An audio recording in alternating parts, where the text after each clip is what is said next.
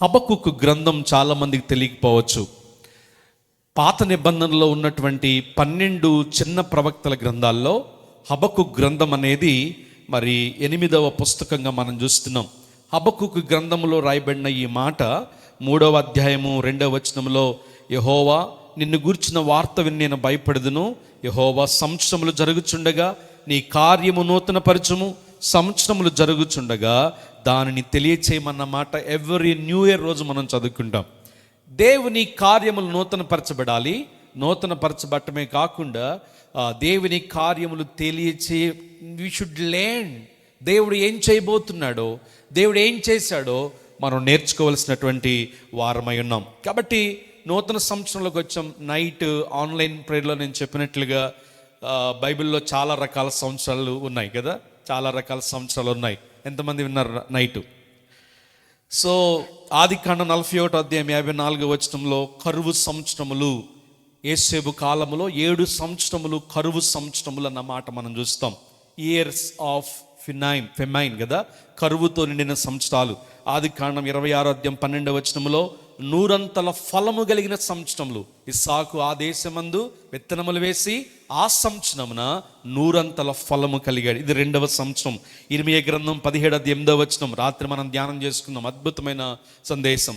ఇర్మియా 17:8లో వర్షము లేని సంవత్సరమున అది చింత నొందదు, కాపు మానదు.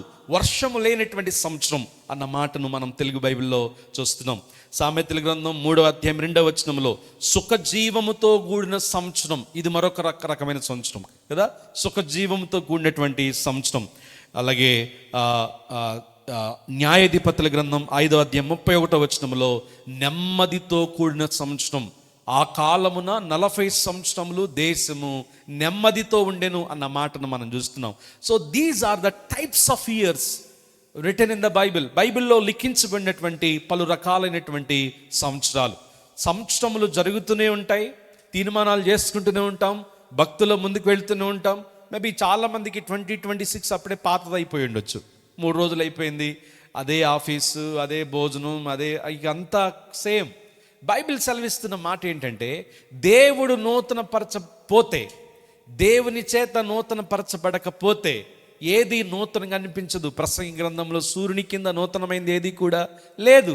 బట్ కొరింథీయులకు మనం వచ్చినప్పుడు, ఎవడైనను క్రీస్తునందు ఉన్న ఎడల వాడు నూతనపరచబడతాడు, పాతవన్నీ కూడా గతిస్తాయి. సో క్రీస్తులో, నేను అందుకే 31st నైట్ కూడా చెప్పాను, when you don't wake up with Jesus, యేసుతో పాటు మన జీవితాన్ని మనం ప్రారంభించకపోతే నూతనత్వాన్ని మనము అనుభవించలేం. బైబిల్ పదే సెలవిస్తున్న మాట, అనుదినము ఆయన నూతన వాత్సల్యతను మన పట్ల చూపిస్తాడు, నూతన కృపను చూపిస్తాడు, నూతనంగా తన యొక్క మేసీని చూపిస్తాడు. ఆయన చూపించండకపోతే మనం సజీవులుగా ఎంత మాత్రం కూడా బ్రతుకుండలేం. దేవుడు మనకిచ్చిన థీమ్ ఏంటంటే, విశ్వసించువాడు కలవరపడడు. సో ఈ డివైన్ పరిచర్యకు దేవుడు ఈ సంవత్సరం ఇచ్చినటువంటి థీమ్ ఇయర్ ఆఫ్ ఫెయిత్, విశ్వసించు సంవత్సరం. సో మనం 31st నైట్ మాట్లాడుకున్నాం, న్యూ ఇయర్ రోజు మాట్లాడుకున్నాం. So year of expansion, year of blessing, year of manifestation, year of dominion, year of Kingdom, చాలా రకాలైనటువంటి అంశాలు మనం చూస్తాం. బట్ దేవుడు మన పరిచర్యను కోరుకుంటున్నటువంటి విధానం ఏంటంటే, మొదట మన విశ్వాసములో బలిష్ఠులం అవ్వాలి, విశ్వాసములో స్థిరులం అవ్వాలి, విశ్వాసములో నాటబడిన వారమై ఉండాలి. తర్వాత దేవుడు సమస్తమును మనకు అనుగ్రహిస్తాడు. విశ్వాసం లేకుండా దేవునికి ఇష్టలైండుట అసాధ్యం. విశ్వాసము లేకుండా దేవుడిని ఎవరు కూడా సంతోషపరచలేరు. విశ్వాసము లేకుండా దేవుని ముఖాన్ని ఎవరు కూడా చూడలేరు. విశ్వాసము లేకుండా దేవుని కార్యాలు ఎవరు కూడా అనుభవించలేరు. Faith is anchor for everything in our lives. దేవుడు మన జీవితాల్లో చేసే ఏ కార్యానికైనా విశ్వాసమే ఒక లంగరు లాంటిది అని మనం జ్ఞాపకం చేసుకోవాలి. హల్లెలూయా. So when we come to this key point, ఈ హబక్కుకు గ్రంథంలో 2వ అధ్యాయం 4వ వచనంలో సెలవిచ్చిన మాట, righteous shall live by faith, నీతిమంతుడు విశ్వాస మూలముగా జీవించును. ఇదే మాటను రోమాపత్రికలో పౌలు మరలా ఎక్స్ప్లెయిన్ చేస్తాడు. నీతిమంతుడు ఎలా జీవిస్తాడు? Not by sight, not by might, but by faith in the Lord Jesus. శక్తి చేత కాదు, బలము చేత కాదు, దేవుని యందలి విశ్వాసము ద్వారానే మనం జీవిస్తాం. కొన్నిసార్లు కిచెన్ అంతా ఎంటీ అయిపోవచ్చు, పాకెట్ ఎంటీ అయిపోవచ్చు, ప్రాజెక్ట్స్ ఖాళీ అయిపోవచ్చు, చేస్తున్న బిజినెస్లో ఫలభరితంగా లేకపోయి ఉండొచ్చు, సంవత్సరము వర్షము లేని సంవత్సరంగా ఉండొచ్చు. కానీ ఇర్మియా గ్రంథంలో రాత్రి మనం ధ్యానం చేసాం అద్భుతమైన మాట, వర్షము లేని సంవత్సరమున మీరు చింతపడరు, కాపు మానరు. హల్లెలూయా. అది వర్షము లేకపోయినా, ప్రాజెక్ట్స్ లేకపోయినా, ఈఎంఐస్ లేకపోయినా, లోన్స్ లేకపోయినా, ఫలింపు లేకపోయినా చింతపడరు మీరు. ఆమేన్ చెప్తారా? ఆమేన్. సంవత్సరం అని మీరు చింతపడరు, కాపు మానరు. హల్లెలూయా. ఎట్లా వస్తున్నాయి హైక్స్? ఎట్లా వస్తున్నాయి? మేము మాట్లాడుకుంటా ఉంటాం. గోల్డ్ కాయిన్స్ ఎట్లా వస్తున్నాయి? లేకపోతే వీళ్ళు ఎట్లా ఫ్లాట్స్ కొనుక్కుంటున్నారు, వీళ్ళు ఎట్లా కార్లు కొనుక్కుంటున్నారు? బైబిల్ సెలవిస్తున్నమాట, ఎవరైతే దేవుని యందు విశ్వాసం ఉంచుతారో ఆ సంవత్సరం మందు వర్షము లేకపోయినా కాపు మానరు. హల్లెలూయా, హల్లెలూయా. ప్రియులారా, మనం చదువుకున్నటువంటి ఈ యొక్క హబక్కూకు గ్రంథాన్ని 3 అధ్యాయాలు ఉన్నాయి. 3 అధ్యాయాలను కూడా మీ ముందు ఆవిష్కరించాలని ఆశపడుతున్నాను. పాత నిబంధనలో హబక్కూకు గ్రంథం మీరు ఎప్పుడు చదివినా తప్పకుండా ఈ వర్తమానం మీరు గుర్తుకు రావాలి. సో వర్స్ టు వర్స్, వచనం వెంబడి వచనం కాకపోయినా అంశాన్ని బట్టి నేను ముందుంచడానికి ఇష్టపడుతున్నాను. హబక్కూక్ అన్న మాటకు ఎంబ్రస్, హత్తుకొనుట అని అర్థం. హబక్కూక్ అన్న మాటకు ఎంబ్రస్ అంటే హత్తుకొనుట అని అర్థం. ప్రియులారా, హబక్కూక్కి ఇంకొక పేరు కూడా ఉంది. ఎవరైనా చెప్తే వాళ్ళకి చాక్లెట్ ఇస్తాను నేను. పాత నిబంధనలో ప్రవక్తలందరికీ ఒక్కొక్క నేమ్స్ ఉంటాయి కదా, టూకీగా పెట్టుకునే పేర్లు. హబక్కూక్కి ఒక పేరు ఉంది. నేను already online prayer 21 days ప్రేయర్స్లో 40 days ప్రేయర్స్లో చెప్పేశాను. వండర్ఫుల్. గట్టిగా చప్పట్లు కొడదాం సిస్టర్కి. ప్రశ్నల ప్రవక్త లేక ఫిర్యాదుల ప్రవక్త. ఎందుకు హబక్కూకును ఫిర్యాదుల ప్రవక్త లేక ప్రశ్న ప్రవక్త అన్నారంటే, హబక్కూకు గ్రంథం అంతా కూడా హీ వాజ్ క్వశ్చనింగ్ గాడ్, దేవుణ్ణి ప్రశ్నిస్తున్నాడు. దాదాపుగా 5 రకాల ప్రశ్నలు నేను మన బైబిల్ స్టడీ టైంలో చెప్పాను. హబక్కూక్ అనే మాటకు కౌగలించుకొనుట లేక హత్తుకొనుట అనే అర్థం ఎందుకు వస్తుందని మనం ఆలోచిస్తే ఇది బైబిల్లో లేదు, కానీ చరిత్రకారులు లేక పండితులు మనకు చెప్పినటువంటి మాట. బాబిలోనియన్స్ చరిత్రలో లేక బబిలోనియన్ సామ్రాజ్యంలో జోహార్ అనేటువంటి గ్రంథం ఉంది. ఆ గ్రంథంలో రాయబడినటువంటి హిస్టరీలో చెప్పబడిన మాట ఏంటంటే, 2వ రాజుల గ్రంథంలో షునేమి స్త్రీ మనకు కనిపిస్తుంది కదా. ఆ షునేమి ఇంటికి వెళ్తాడు ఎలీషా, అక్కడ ఆతిథ్యం పుచ్చుకుంటాడు. ఆ ఇంట్లో ఏమి కొదుగుందో అడుగుతారు. అప్పుడు ఆమెకు పిల్లలు లేరయ్యా అన్నప్పుడు, మరలా నెక్స్ట్ ఇయర్ మరొక ఏట నేను వచ్చేటప్పటికి నీ కౌగిట బిడ్డ ఉంటాడు అని చెప్పి ఎలీషా చెప్తాడు. ఎలీషా చెప్పినట్లుగానే ఆమె గర్భవతి అయి ఎలీషా మరలా వచ్చేటప్పటికి ఆమె చక్కని బాబును మరి కంటుంది.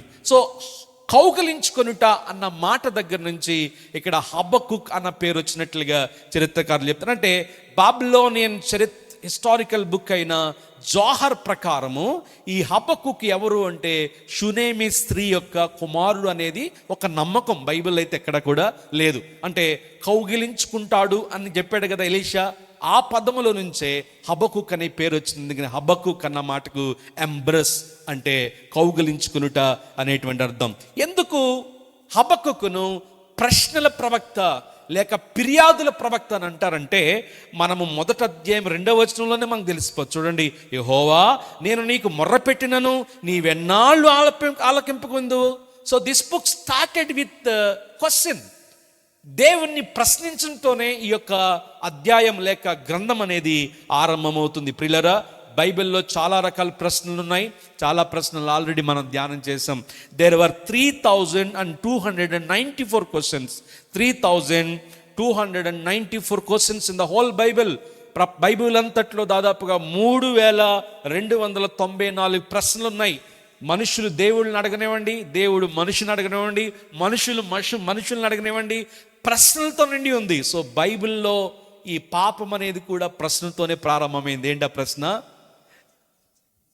ఇది నిజమా అనేటువంటి చిన్న ప్రశ్నతోనే మానవ జాతి పాపంలో పడిపోయినట్లుగా మనం చూస్తున్నాం. సో హబక్కూకు గ్రంథంలో 5 ప్రశ్నలు ఉన్నట్లుగా మనం చూస్తున్నాం.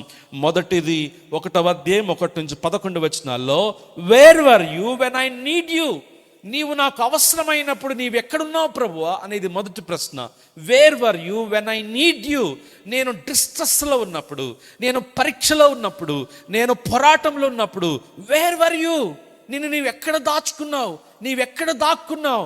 నాతో ఎందుకు లేవు అని మొదటి అధ్యాయం 1-11 వరకు హబక్కూకు ప్రశ్నిస్తున్నట్లుగా మొదటి ప్రశ్న మనం చూస్తున్నాం.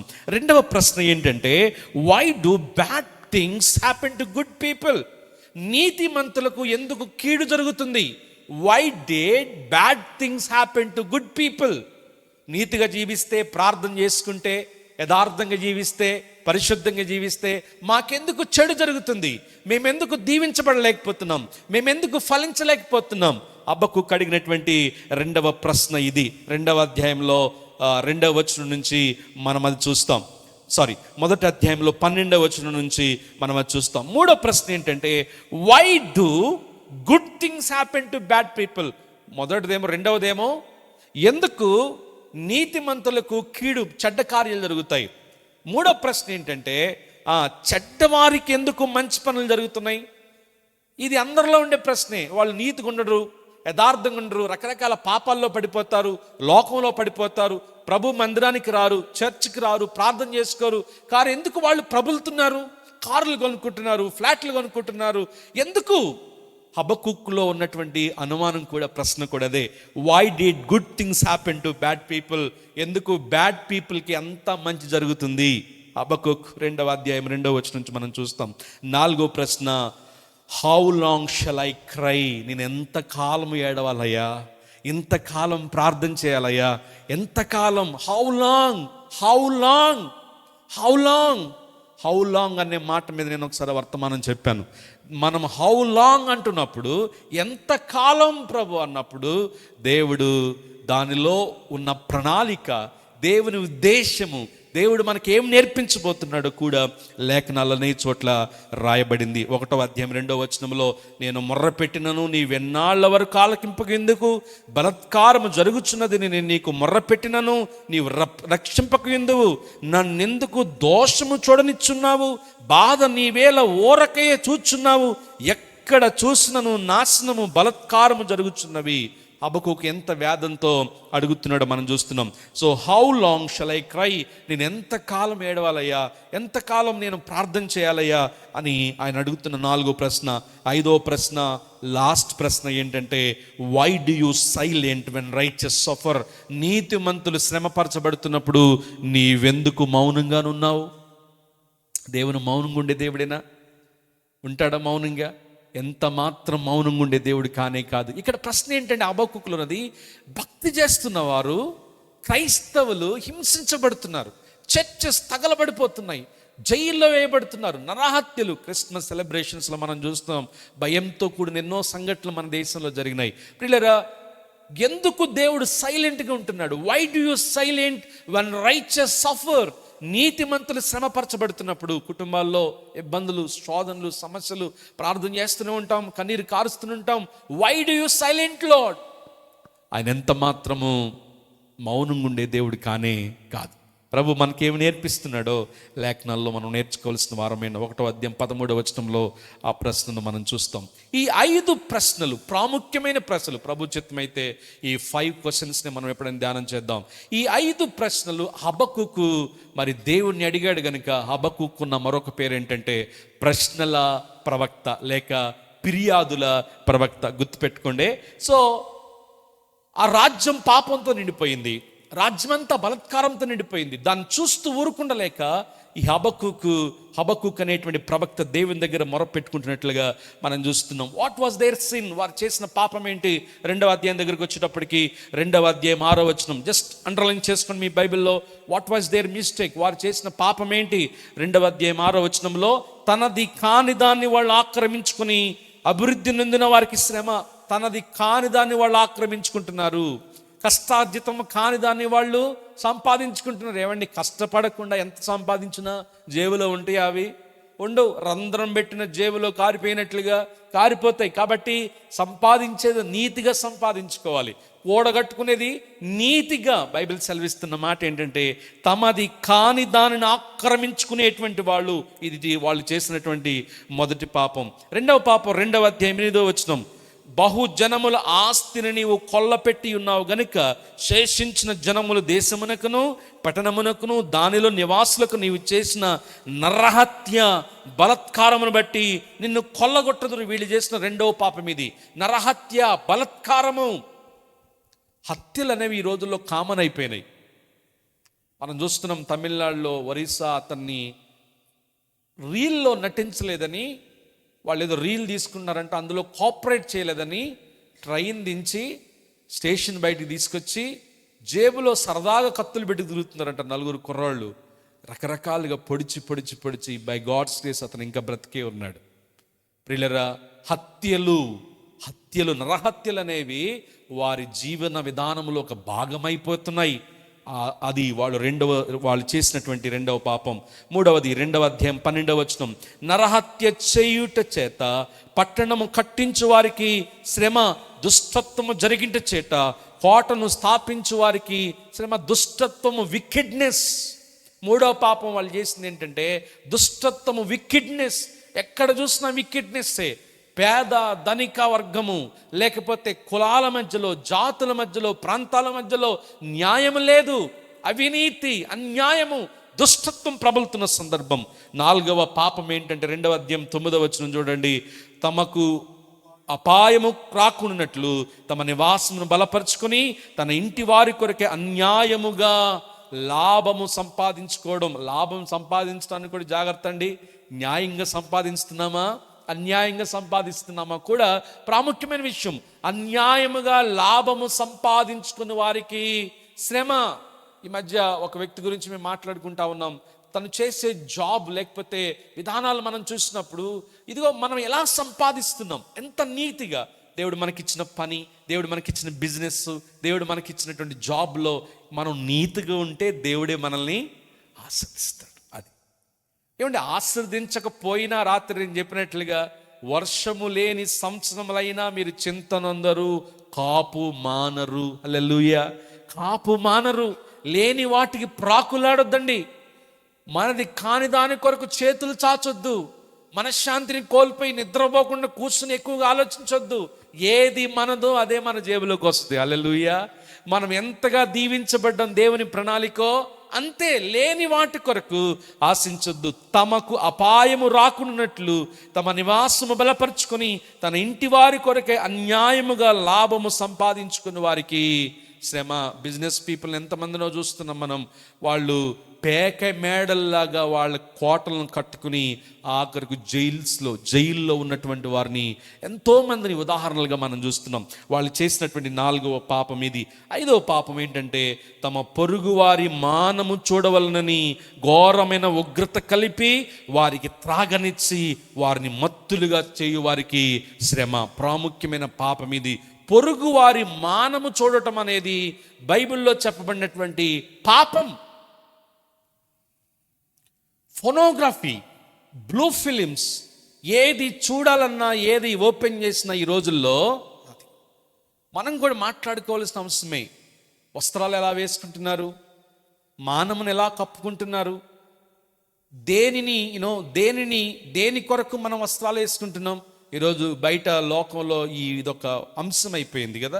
వస్త్రాలు వేసుకోమంటే దాని మీద దాడి చేస్తున్నారు, వేసుకోవద్దంటే దాడి చేస్తున్నారు. బైబిల్ చెప్తున్న మాట ఇది క్లియర్గా, ఎదుటివాని మానము చూడవలనని ఘోరమైన ఉగ్రతను కలిపి వారికి త్రాగనిచ్చి.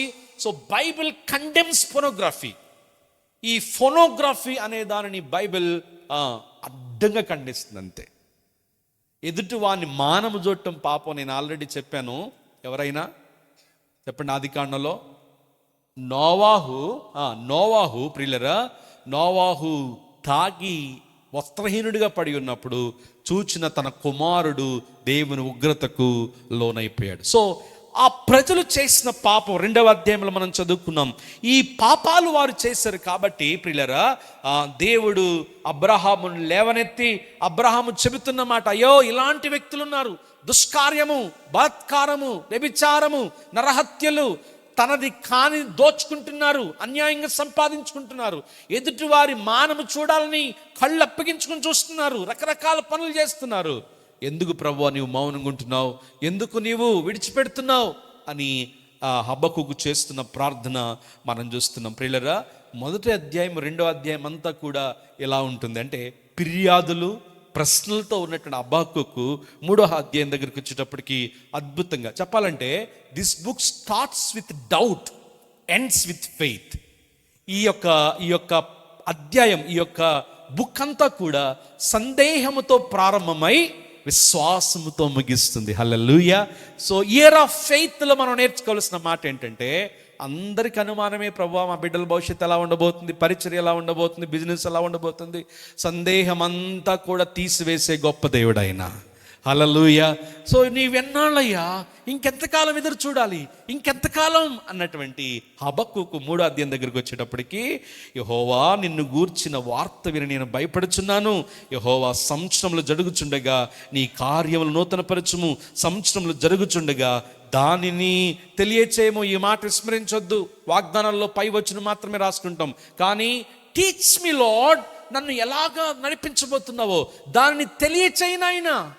వాగ్దానం కార్డులు పట్టుకుని కూర్చుంటే సరిపోదు ప్రియులరా, దేవుని దగ్గర దాన్ని నేర్చుకోవాలి. దేవుని కార్యములు ఏమై ఉన్నాయో నాకు తెలియచేయి ప్రభువా, teach me every day, teach me every day.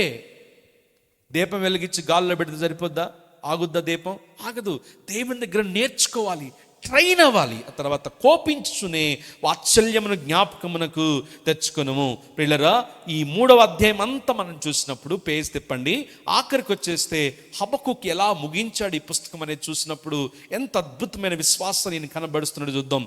బాధతో ఉన్నాడు, వేదంతో ఉన్నాడు, ఆందోళనతో ఉన్నాడు, అనుమానంతో ఉన్నాడు, కానీ అచంచలమైన అన్షేకబుల్ ఫెయిత్ కలిగిన వ్యక్తిగా హబక్కుకు ఇక్కడ మనకు అనిపిస్తున్నాడు. మూడో అధ్యాయంలో 16వ వచనం, నేను వినగా జనముల మీదికి వచ్చి వారు సమీపించు వరకు నేను ఓరకుని శ్రమ దినము కొరకు కనిపెట్టవలసి వచ్చినది, నా అంతరంగము కలవరపడుచున్నది. ఇప్పుడు చెప్పండి,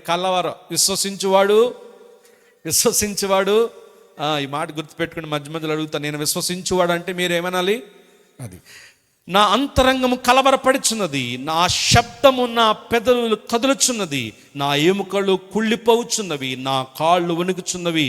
అద్భుతమైన మాట 17వ వచనం, అంజూరపు చెట్లు పూయకుండినను, ద్రాక్ష చెట్లు ఫలించకుండినను, ఒలీవ చెట్లు కాపు లేకయుండినను, చేనిలోని పైరు పంట రాకపోయినను, గొర్రెలు దొడ్డిలో లేకపోయినను, పాలలో పశువులు లేకపోయినను, నేను యెహోవా యందు ఆనందించెదను. గట్టిగా దేవునికి స్తోత్రం చెప్పండి. హల్లెలూయా.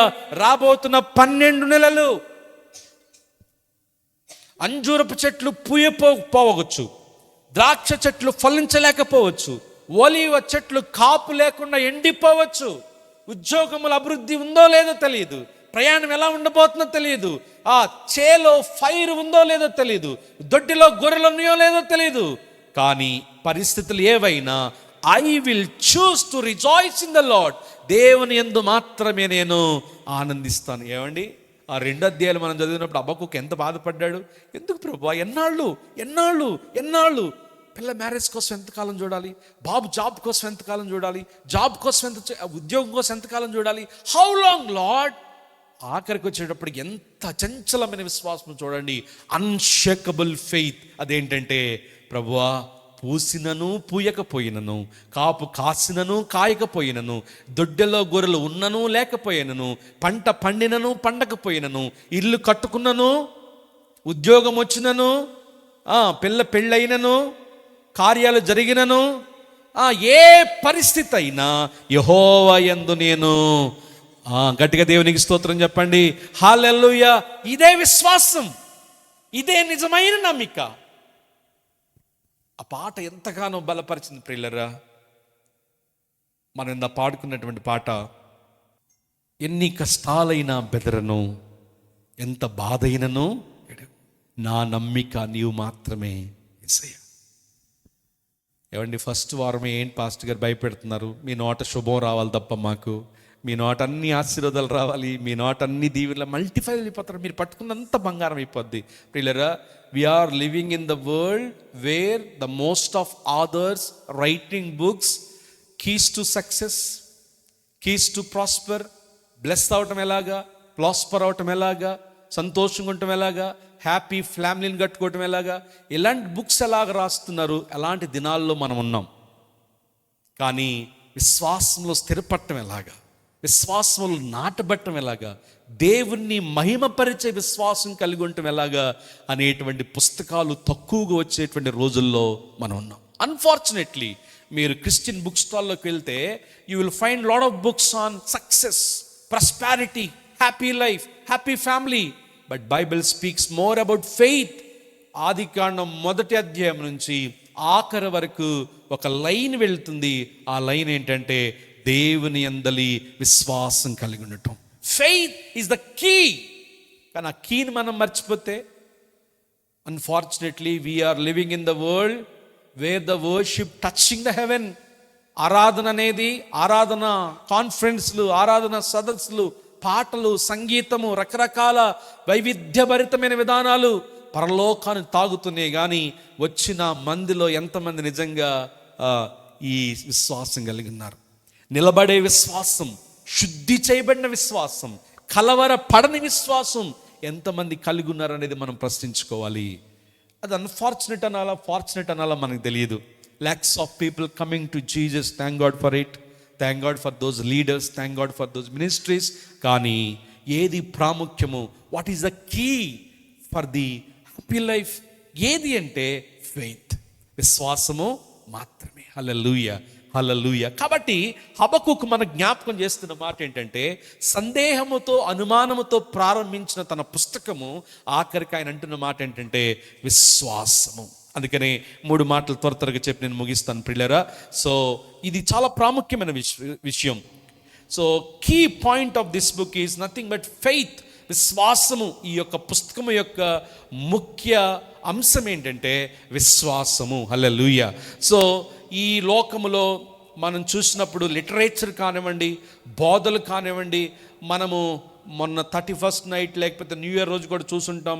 మీరు పట్టిందల్లా బంగారం అయిపోతుంది, మీ జీవితాలు మారిపోతాయి, మీరు ఎక్స్పాండ్ అవుతారు, మీరు విస్తరిస్తారు, మీరు దీవించబడతారు, మీరు మల్టిప్లై అవుతారు. All about prosperity.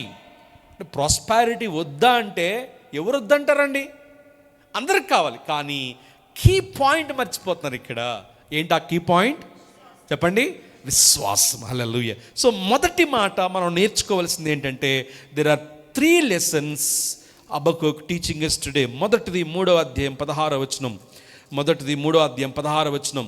నేను వినగా జనముల మీదికి వచ్చు వారు సమీపించు వరకు నేను ఓరకుని శ్రమ దినము కొరకు కనిపెట్టి ఉన్నది. మొదటి మాట ఏంటంటే, wait patiently for God even when you are afraid. భయము కలిగిన పరిస్థితుల్లో కూడా దేవుని కొరకు కనిపెట్టడం మనం నేర్చుకోవాలి. Wait patiently for God, let God come intervenes. దేవుడు రానివ్వండి, దేవుడు జోక్యం చేసుకొనివ్వండి. భయం కలిగిన సందర్భాల్లో, కలవరం కలిగిన సందర్భాల్లో, ఏమీ దరికి కానరానటువంటి పరిస్థితులు, అగమ్య గోచరమైన అనుభవాల్లో వెయిట్ ఫర్ ద లార్డ్. దేవుని కొరకు మనం కనిపెట్టాలి. హల్లెలూయా. ఈరోజు అంతా ఇన్స్టెంట్ అడిగిన వెంటనే వచ్చేయాలా, అడిగిన వెంటనే జరిగిపోవాలా. కానీ బైబిల్ నేర్పిస్తున్న ఆధ్యాత్మిక పాఠం ఏంటంటే, there is a blessing in waiting for the Lord. దేవుని కొరకు కనిపెట్టడంలో గొప్ప దీవెన దాగి ఉంది. హల్లెలూయా. వెయిటింగ్ ఈజ్ పెయిన్ఫుల్ అండి. వేచి ఉండటం అనేది చాలా బాధకరమైంది, చాలా పేషెన్స్ కావాలి. అది బస్ కోసం వెయిట్ చేస్తాం. ఈ రోజులు ఎవరు వెయిట్ చేస్తున్నారు? ర్యాపిడో బుక్ చేసుకున్నారు, ర్యాపిడోకి వెళ్ళిపోతున్నారు. బట్ బైబిల్లో ఆధ్యాత్మికమైన పాఠం ఏంటంటే, నథింగ్ ఈజ్ ఇన్స్టెంట్.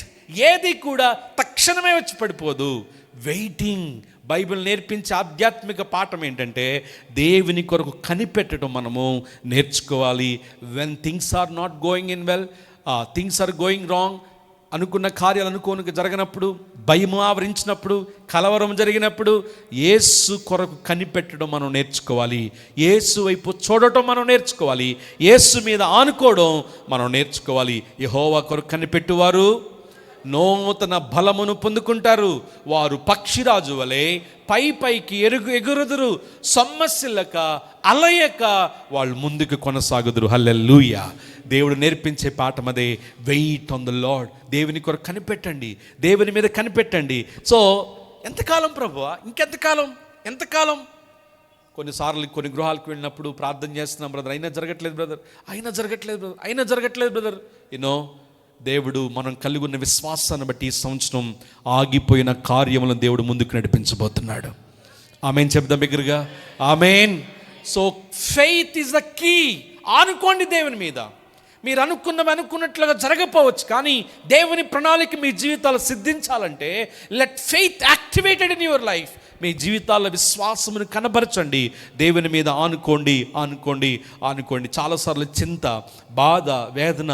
చాలామంది తల్లిదండ్రులకు నిద్ర పట్టట్లేదు, చాలామంది యవన బిడ్డలకు ఏదో ఆలోచన, ఏదో వేదన. చూడండి, ఫిలిప్పీలకు రాసిన పత్రికలో పౌలు రాసిన ఈ మాటను మనం చదువుకుందాం. Philippians chapter 4:6-7. ఫిలిప్పీలకు రాసిన పత్రిక 4వ అధ్యాయము 6వ వచనం నుంచి. చింతపడకుడి కానీ ప్రతి విషయములోనూ ప్రార్థనా విజ్ఞాపనల చేత కృతజ్ఞతాపూర్వకముగా మీ విన్నపనములు దేవునికి తెలియచేయుడి. హల్లెలూయా. దేని నిమిత్తం మీరు చింతపడద్దండి సంగమా, చింతపడొద్దు. బిజినెస్, జాబ్, పిల్లలు, భక్తి, ఇల్లు, దేని గురించి చింతపడొద్దు. చేయాల్సిందేంటి? మోకరించండి, దేవుని మీద కనిపెట్టండి. కార్యాలు జరగట్లేదని మీరు అడిగితే, మీరు చెప్తే నేనేమంటానంటే, ఎంతసేపు ప్రార్థన చేస్తున్నారండి అంట నేను, ఎంతసేపు కనిపెడుతున్నారండి అంట నేను. ఏమండి, ఇష్టానుసారంగా ప్రవర్తిస్తూ దేవుని విస్మరించి సండే టు సండే క్రిస్టియన్స్ లాగా మనం ఉంటే నిజంగానే కార్యాలు జరగకపోవచ్చు, దేవుని కృప ఉంటే తప్ప. బైబిల్ సెలవిస్తున్న మాట ఏంటంటే, మీరు చింతపడొద్దు, ప్రతి విషయమును విజ్ఞాపనల చేత, ప్రార్థనల చేత కృతజ్ఞతాపూర్వకముగా దేవునికి తెలియచేయడి. అప్పుడు సమస్త జ్ఞానమునకు మించిన దేవుని సమాధానము యేసుక్రీస్తు వలన మీ హృదయములకును మీ తలంపులకును కావలియుండెను. గట్టిగా దేవునికి స్తోత్రం చెప్పండి. హల్లెలూయా. Wait patiently for God when you are afraid. భయపడుతున్న సమయములలో, కలవరపడుతున్న సమయములలో దేవుని మీద ఆనుకోవడం మనం నేర్చుకోవాలి. దేవుని కొరకు ఎదురు చూడటం మనం నేర్పించాలి. హల్లెలూయా. ఏమండి, పదే చెప్తున్నా నేను, దేవుడు మన జీవితాలు మార్చడం ఆయనకి క్షణమాత్రం సరిపోదు. ఎంతమంది నమ్ముతారు? క్షణమాత్రం సరిపోదు. ఏమండి, రాత్రికి రాత్రే కోటీశ్వర్లు అయిపోయిన కుబేరులు, ఏమండి అడుక్కు తింటున్న వాళ్ళు కూడా ఉన్నారు ఈ రోజుల్లో. ఫేమ్ని కాపాడుకోలేక, రిచెస్ని కాపాడుకోలేక, ధనాన్ని కానీ దేవుడు మనకి నేర్పించే ఆత్మీయ పాఠం ఏంటంటే, వెయిట్ చేయాలి. ఓపిక, సహనమును దేవుడు మనకు నేర్పిస్తాడు. దేవుడు నేర్పించిన తర్వాతే మనల్ని దీవిస్తాడు. హల్లెలూయా. అదండి, ఒక్క క్షణం చాలు దేవుడు మన జీవితాలు మార్చుతాడు. కానీ దానికంటే ముందుగా కనిపెట్టడం మనం నేర్చుకోవాలి. అందుకని 42వ కీర్తన అనుకుంటాను, ఎండిన నేల నెరలు విడిచి వర్షము కొరకు ఎదురు చూస్తున్నట్లుగా, కావలి వారు ఉదయము కొరకు ఎదురు చూస్తున్నట్లుగా, దాసి తన యజమానుని చేతి తట్టు చూచినట్లుగా, దాసుడు తన యజమానుని చేతి నట్టు చూచినట్లుగా, దుప్పి నీటి వాగుల కొరకు ఆశపడినట్లుగా, దేవా ఎదురు చూడండి. దేవుని కొరకు ఆతృత కలిగి ఉండండి. Waiting on the lord. ఎంత ఆనుకుంటే అంత ఆశీర్వాదాన్ని మనం పొందుకుంటాం. సో హబకుకు నేర్పిస్తున్న మొదటి విశ్వాస పాఠం ఏంటంటే, వెయిట్ పేషెంట్లీ. ఏమంటే, విశ్వాసంలో ఇన్స్టెంట్ లేదు అన్న మాట ఖచ్చితంగా రాసుకోవాలి మీరు. విశ్వాసంలో ఇన్స్టెంట్ లేదు. ఇన్స్టెంట్ బిర్యానీస్ ఉండొచ్చు, ఇన్స్టెంట్ కాఫీస్ ఉండొచ్చు, ఇన్స్టెంట్ దోశలు ఉండొచ్చు, ఏదైనా ఉండొచ్చు, కానీ మిరాకల్స్ పొందుకోవడంలో ఇన్స్టెంట్ విశ్వాసం అనేది లేనే లేదు. వెయిటింగ్, ఓపికతో, సహనముతో మనం కనిపెట్టాలి. రెండవ పాఠం ఏంటంటే 17వ అధ్యాయం అద్భుతమైన మాట. అంజూర చెట్లు పూయకుండినను, ద్రాక్ష చెట్లు ఫలించకుండినను, ఒలీవ చెట్లు కాపు కాయకుండినను, చేనులోని పైరు పంటకు రాకపోయినను, గొర్రెలు దొడ్డిలో లేకపోయినను, సేలలో పశువులు లేకపోయినను, నేను యెహోవా యందు ఆనందించెదను. రెండవ మాట ఏంటంటే, choose to rejoice in God even when everything goes wrong. అనుకున్నట్లుగా జరగని పరిస్థితుల్లో కూడా దేవుని యందు ఆనందించడం మనం నేర్చుకోవాలి. Choose to rejoice in God even everything goes wrong. చూడండి ఆయన ఎలా ఎక్స్ప్లెయిన్ చేస్తున్నాడో నేను ఒకసారి వివరించడానికి ప్రయత్నం చేస్తాను. 17వ వచనం, అంజూర చెట్లు పూయకుండినను ద్రాక్ష చెట్లు ఫలించకుండినను. ఇది ఫ్యూచర్ గురించి మాట్లాడుతుంది. ఫలించకుండుట, పూయుట అనేది మేబీ సీజన్స్ని బట్టి అది వస్తుంది. సో పూయకుండుట, ఫలించకుండుట అనేది ఆ ఫ్యూచర్ గురించి మాట్లాడుతుంది. రెండవది, చేనిలోని పైరు పంటకు రాకపోయిననేది పాస్ట్ టెన్స్ గురించి. అంటే చేలో పంట పండింది కానీ ఇంటికి వచ్చే లోపల తుఫాన్ వచ్చి దాన్ని కొట్టేసింది. పంట రాకపోయినను పాస్ట్ టెన్స్ గురించి మాట్లాడుతుంది. రెండవది, సేలలో పశువులు లేకపోయినను అన్నమాట, దొడ్డిలోని గొర్రెలు లేకపోయినన్నమాట పాస్ట్ టెన్స్ గురించి.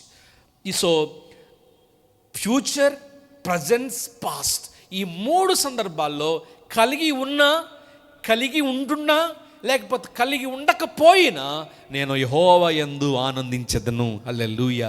సో ఇంగ్లీష్ బైబిల్లో మీరు చదివితే ఈ మూడు, ఫ్యూచర్, ప్రజెంట్, పాస్ట్ అనేది అక్కడ క్లియర్గా మనకి హబక్కూకు ఎక్స్ప్లెయిన్ చేస్తాడు. అందుకనే పూయకుండినను, ఫలించకుండినను, కాపు లేకపోయినను, పంట రాకపోయినను, దొడ్డిలో గొర్రెలు లేకపోయినను, పశువులు లేకపోయినను నేను యెహోవా యందు ఆనందించిన. I still trust God. హల్లెలూయా. ఫిలిప్పీ పత్రికలో పౌలు రాశాడు, దేవుని యందు ఆనందించుడి, మరలా చెప్పేదను. ఎవరు ఆనందిస్తారు? కొంతమంది అండి దేవుని దగ్గరికి వచ్చిన అదే బిక్కమొకాలు, బయట ఉన్న భారమంతా లోపలికి తీసుకొచ్చి కూర్చుంటారు. కాస్త నవ్వండి అమ్మ అంటే నవ్వరు, ఏదో పోయినట్లుగా.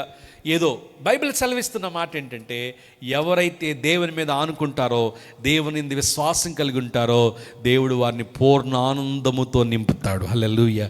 దేవుని సన్నిధిలో సంపూర్ణమైన సంతోషం ఉంది, ఆనందం ఉంది. ఇప్పుడే నవ్వచ్చు కదా, యెహోవా యందు నేను ఆనందించెదను. హల్లెలూయా. కలిగినా కలగకపోయినా ప్రియులారా, నేను నెగిటివ్ వేలో మాట్లాడట్లేదు, but I'm trying to make your mind ready for any kind of circumstance. ఎలాంటి పరిస్థితులు రాబోతున్నా వాటి కొరకు మనం సిద్ధపరచుకోవాల్సిన వాడమైనా. మూడో మాట చెప్పి నేను ముగిస్తాను. 19వ వచనం ప్రాముఖ్యమైన మాట, ఆఖరి మాట. ప్రభువు యెహోవాయే నాకు బలము, ఆయన నా కాళ్లను లేడి కాళ్ల వలె చేయను, ఉన్నత స్థలం మీద ఆయన నన్ను పరుండజేయును. Find strength in God even when you are in down. పడిపోయిన సందర్భంలో కూడా దేవుని యందే మన బలమని మనం జ్ఞాపకం చేసుకోవాలి. హల్లెలూయా. నన్ను బలపరచు అని యందే నేను సమస్తమును చేయగలను. ఎట్లా? నేను పడిపోయిన సందర్భాల్లో, నేను బలహీనమైన సందర్భాల్లో, నడవలేనటువంటి పరిస్థితుల్లో దేవుడు నడిపిస్తాడన్న విశ్వాసం. ఎట్లా తెలుసా? లేడి కాళ్ళ వల్ల ఆయన నాకు చేస్తాడు. లేడి కాళ్ళ వల్ల ఆయన నాకు చేస్తాడు. లేడి కాళ్ళు ఎంత యాక్టివ్గా ఉంటుంది తెలుసా? ఎంత బలంగా ఉంటుంది తెలుసా? ఎంత వేగంగా పరిగెడితే తెలుసా ప్రియులారా? దేవుడు మన చేతులను అలా మారుస్తాడు, మన చేతులను, మన కాళ్ళను అలాగా మారుస్తాడు. యెహోవా యందు నేను బలము కలిగి ఉన్నప్పుడు అలాంటి ఉన్నతమైన బలముతో దేవుడు మనల్ని ఉన్నత స్థలం మీద ఆయన నడిపిస్తాడు. Find strength in God. మనుషుల దగ్గర కాదు. ఇందాక మనం చదువుకున్న 71వ కీర్తనలో కూడా చదువుకున్నాం, మనుషుల మీద కాదు. ఇర్మియా గ్రంథం 17వ అధ్యాయంలో రాత్రి మనం ధ్యానం చేసుకున్నాం. కొందరు శరీరమును ఆస్పాదంగా చేసుకుని మనుషుల్ని ఆశ్రయిస్తారు, వాళ్ళు శాపగ్రస్తులు. వారికి అగాధం కలుగుద్ది, చీకటి కలుగుద్ది. వారు అనుకున్న ఇవేవి కూడా జరగవు. చవిటి పొరల మీద వాళ్ళు జీవిస్తారు. వారి యొక్క ఏదో వృక్షం పేరు రాయబడింది అక్కడ, ఏంటంటే అది వారు ఎడారిలో నాటబడినటువంటి వృక్షం వలె మారిపోతారు. చూడండి ఒకసారి అన్నమాట, ఇర్మియా గ్రంథము అరూహ.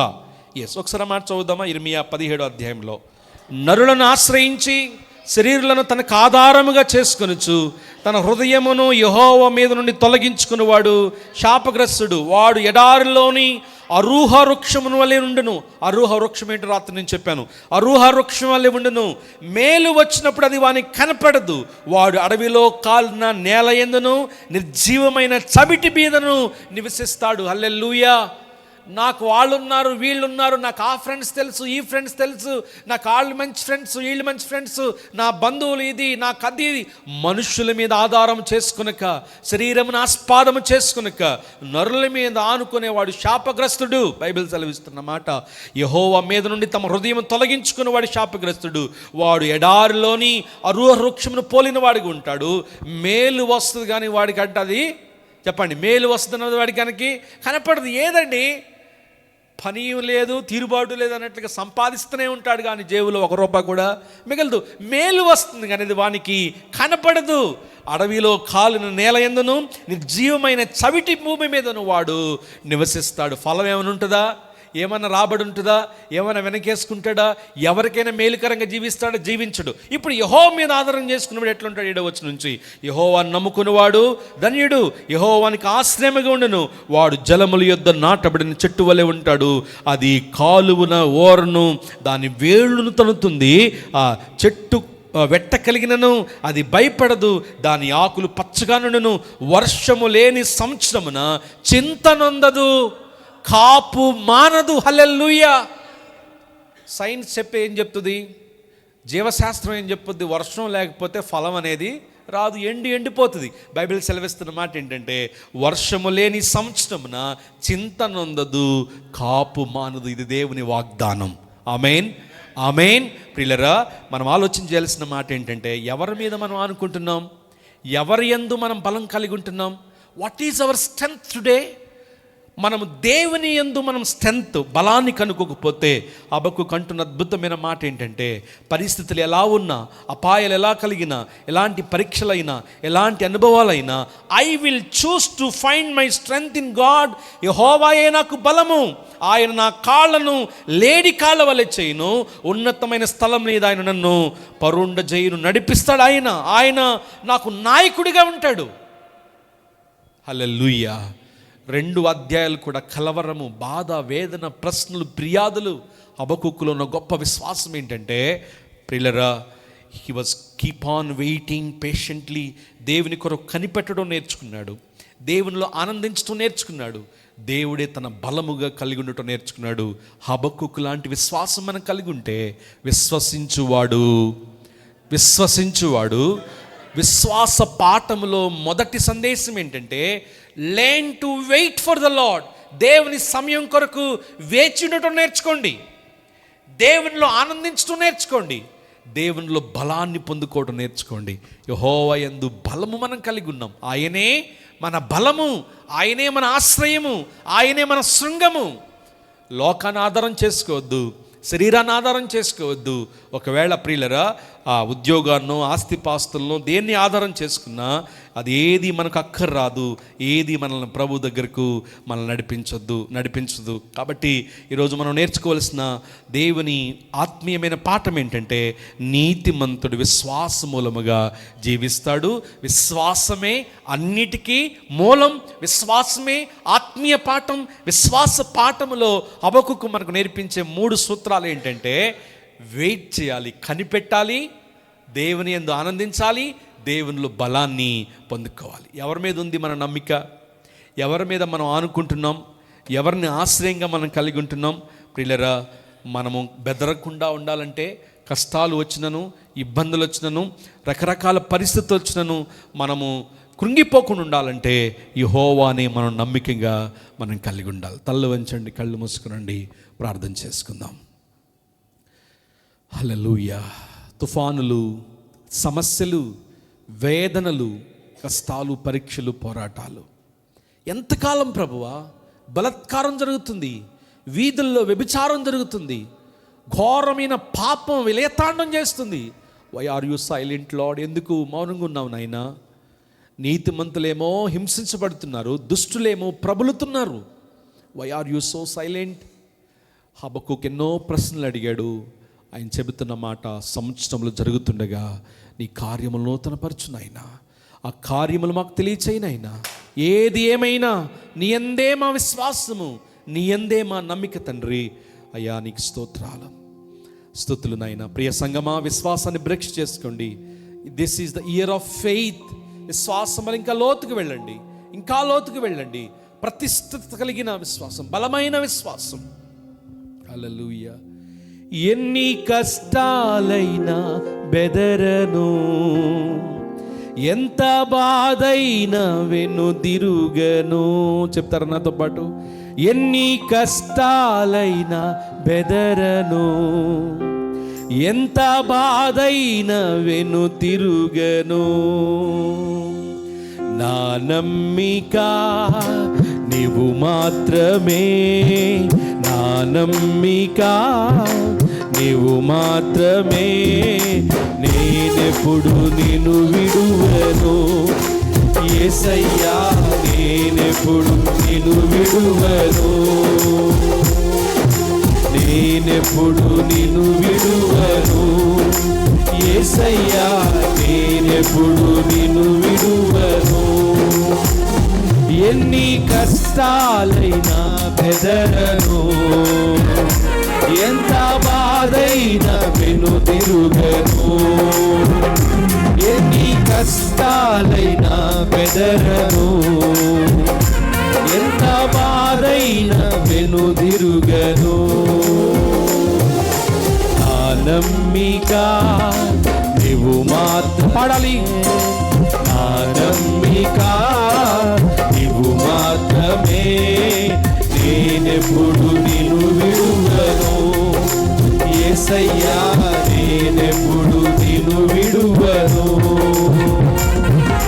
కరుణతో వాక్యాన్ని పంపించిన, కలవరమంతా తొలగించిన, కరుణతో వాక్యాన్ని పంపించిన, కలవరమంతా తొలగించిన. నీ కార్యము వివరింతును, నీ కార్యము వివరింతును. నీతోనే చెప్పాలి దేవునితో, యేసయ్యా నీతోనే పయనింతును, నీతోనే పయనింతును యేసయ్యా, నీతోనే పయనింతును. ఎన్ని కష్టాలైనా, ఎన్ని కష్టాలైనా బెదరను, ఎంత బాధైనా వెనుదిరుగను. దేవునితో చెప్పండి మాట, ఎన్ని కష్టాలైనా బెదరను, ఎంత బాధైనా వెనుదిరుగను. ఎన్ని కష్టాలైనా, ఎన్ని కష్టాలైనా బెదరను, ఎంత బాధైనా వెనుదిరుగను. నా నమ్మిక నీవు మాత్రమే, నా నమ్మిక నీవు మాత్రమే. నేనెప్పుడు నిన్ను విడువను యేసయ్యా, నేనెప్పుడు నిన్ను విడువను.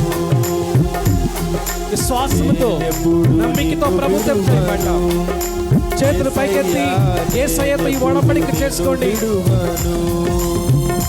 ఎన్ని కష్టాలైనా బెదరను, ఎంత బాధైనా వెనుదిరుగను. ఎన్ని కష్టాలైనా బెదరను, ఎంత బాధైనా వెనుదిరుగను. ఎన్ని కష్టాలైనా బెదరను, ఎంత బాధైనా వెనుదిరుగను. నాతో పాటు ఈ మాట చెప్తారా ప్రభుతో? ప్రియులరా, ఈ నూతన సంవత్సరం మొదటి ఆదివారం ప్రభుకి మనం ఇచ్చే మాట ఇది, ఒడంబడిక, ఒక నిబంధన. ఎన్ని కష్టాలైనా బెదరను, ఎంత బాధైనా వెనుదిరుగను.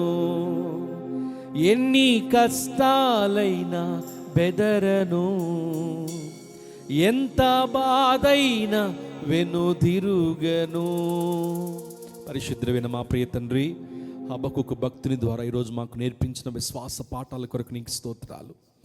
మా చుట్టూ పరిస్థితులు ఎన్నో అనుమానంగా, సందేహముగా, బాధను, వేదనను మాకు కలిగిస్తున్నా, ఎన్నో ప్రశ్నలు మా మధ్యలో మెదులుతున్నా, నీ యందు మేము కలిగి ఉన్న విశ్వాసమే, నీ యందు మేము కలిగి ఉన్న నమ్మికే, నీలో మాకు కలిగి ఉన్న బలమే తండ్రి, నన్ను బలపరచు అనేది నీ సమస్తము చేయగలని వాక్యం సెలవిస్తున్నట్లుగా పరిస్థితుల వైపు చూడక, పోరాటాల వైపు చూడక, పరీక్షల్లో ఓపికతో నీ వందు ఉండటం సహాయం చేయండి ప్రభు. చింతపడి కలవరపడి మమ్మల్ని మేము మోసపుచ్చుకునే వారంగా కాకుండా విశ్వాసమును కర్తయు దాన్ని కొనసాగించువాడని నీ వైపు చూస్తూ అరుగు పందెంలో ముందుకు అడుగు వేయడానికి సహాయం చేయ ప్రభువా.